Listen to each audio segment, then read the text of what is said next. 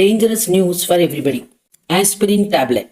This much of plastic. வாட்ஸ்அப்ல வந்த இந்த வீடியோ பாத்தியா? ஆஸ்பிரின் டேப்லெட்ல இவ்வளவு பிளாஸ்டிக் இருக்காமா. இதெல்லாம் சாப்பிட்டா நம்ம வயிற்றுக்கு என்ன ஆகுது? இதை பற்றி நமக்கு இன்னும் முழுசாக தெரியாது. அதனால இதை பற்றி தெரிஞ்ச ஃபார்மசூட்டிக்ஸ் ஹெச்ஓடி சார் கிட்ட போய் டிஸ்கஸ் பண்ணலாம். சார், இந்த ஆஸ்பிரின் டேப்லெட்ல பிளாஸ்டிக் இருக்கிற மாதிரி வாட்ஸ்அப்ல எல்லாம் பார்த்தேன் சார். இது உண்மையா சார்? இல்லப்பா, இது உண்மை இல்ல. இது அறியாம, விஷயம் தெரியாம, சப்ஜெக்ட் நாலேஜ் இல்லாம, பார்மசி இல்லாதவங்க சொல்ற ஒரு வார்த்தை இது. ஆக்சுவலா உண்மை என்னன்னா, கோட்டிங்ன்றது எதுக்காக பண்றோம்? Why we are doing coating? மெயினா 3 ரீசன் இருக்கு. ஒண்ணு, அந்த டேஸ்ட்டை மாஸ்க் பண்ணும். ஸ்வீட்டா இருந்தா சாப்பிடுவாங்க, கசப்பா இருந்தா சாப்பிட மாட்டாங்க. ஸோ அந்த பிட்டர் டேஸ்ட் மாஸ்க் பண்றதுக்கு, இல்ல ஸ்மெல், நாசியா ஸ்மெல் வர்றது, அதை அவாய்ட் பண்றதுக்கு கோட்டிங் பண்ணும் ஃபர்ஸ்ட். செகண்ட் ஒன்னு, ஒரு கலர் டிஃபரன்சியேஷன் பண்றதுக்கு. தேர்ட் ஒன்னு, ஸ்டெபிலிட்டி ஸ்டடி.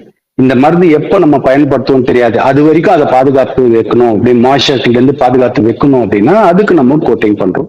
இதுதான் மெயின் ரீசன் ஃபார் கோட்டிங். மெயினா கோட்டிங் பாத்தீங்கன்னா 3 விதமான கோட்டிங் இருக்கு. One is called the film coating, second one is sugar coating, third one is enteric coating. மூணுத்துக்குமே ஒரு காரணம் இருக்கு. இந்த பிலிம் கோட்டிங்ன்றது சும்மா ஒரு பாதுகாப்பு தான். நான் சொன்னேன் இல்லையா, கொஞ்ச நாள் ஸ்டேபிளா இருக்கும், அதுக்கு பாதுகாப்பு தின் லேயரா ஒண்ணு கொடுப்பாங்க. Second sugar coating. அதுவும் உள்ள இருக்கிற மெட்டீரியல் கெட்டு போகாம, அந்த கசப்பு தன்மை தெரியாம மேல சுகர் வச்சு கோட் பண்றது சுகர் கோட்டிங். கடைசியா இருக்கிறது என்ட்ரி கோட்டிங். இவங்க பேசியிருக்கிறது ஆஸ்பிரின் பத்தி பேசியிருக்காங்க இல்லையா, அது என்ட்ரி கோட்டிங் டேப்லெட்.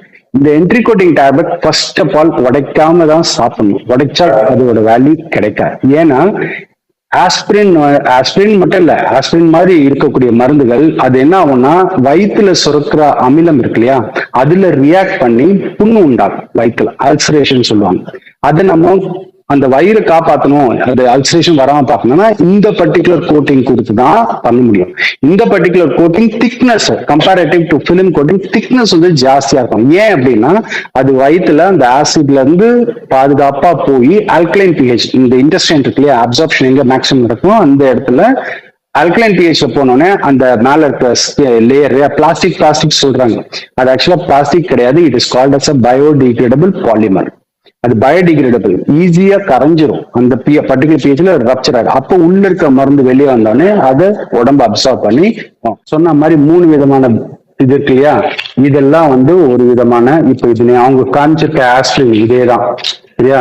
அவங்க காமிக்கிறது 350 mg இருந்து ஸ்ட்ரென்த் வேரி ஆகும் சரியா. இது 325 mg, இது 75 mg, அந்த மாதிரி வித்தியாசப்படும். இப்போ அவங்க எடுத்திருக்க 325 mg.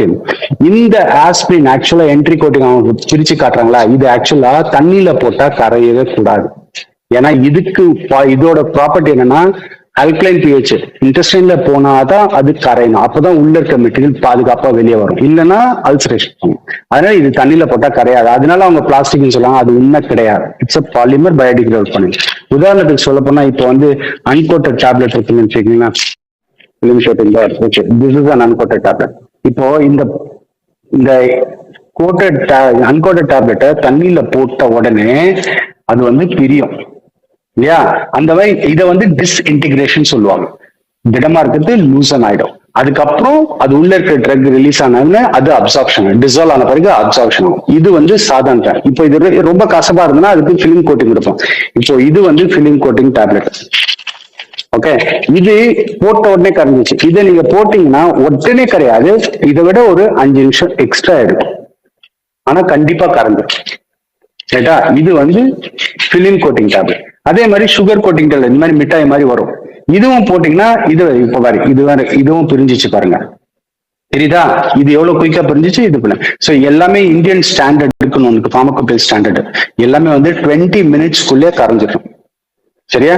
இப்ப அதே மாதிரி இது சுகர் கோட்டிங் போட்டா கூட இதுக்கு குறைஞ்சது 1/2 hour அது அப்படியே டிஸ்இன்டிகிரேட் ஆகும். ஆனா அவங்க சொல்லியிருக்க மாதிரி ஆஸ்பிரின் என்ட்ரி கோட்டிங் டேப்லெட்ல பாலிமர் கண்டிப்பா இருக்கு.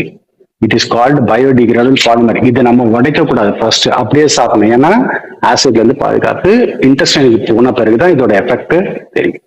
அதனால அது தவறான ஒரு வீடியோ. அது அறியாமனால பண்ணதா இல்ல அவங்க எதனால பண்ணாங்கன்னு தெரியல. But that is completely wrong. Entry coating method என்பது உலக அளவில் பல மருந்துகளில் பயன்படுத்தப்படும் பொதுவான தொழில்நுட்பமாகும். இதன் மூலம் மருந்து உடலில் சரியான இடத்தில் சரியான நேரத்தில் கரைந்து வேலை செய்யும். எனவே ஆஸ்பிரின் மாத்திரை வெளிப்புறத்தில் உள்ள படலம் ஆபத்தானதல்ல, அது உங்கள் ஆரோக்கியத்தை காப்பதற்காகவே இருக்கிறது. சமூக ஊடகங்களில் வரும் ஒவ்வொரு செய்தியையும் உண்மை என்று நம்ப வேண்டாம். மருந்து மாத்திரை குறித்த சந்தேகங்கள் ஏதேனும் இருப்பின் மருத்துவர் அல்லது மருந்தாளரை அணுகுவதே சரியான வழியாகும்.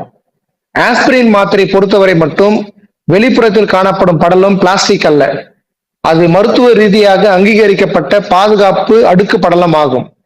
இது போன்ற தவறான வதந்திகளை நம்பவும் கூடாது, பகிரவும் கூடாது. அறிவியல் உண்மை அறிந்தால் மட்டுமே நம் ஆரோக்கியம் பாதுகாக்கப்படும். வதந்திகளை நம்பாதீர்கள், அறிவியலை நம்புங்கள். உங்கள் ஆரோக்கியம் உங்கள் கையில். இன்றும் மருந்தியல் கல்வி பணியில் GRT மருந்தியல் கல்வி மற்றும் ஆராய்ச்சி நிறுவனம், திருத்தணி.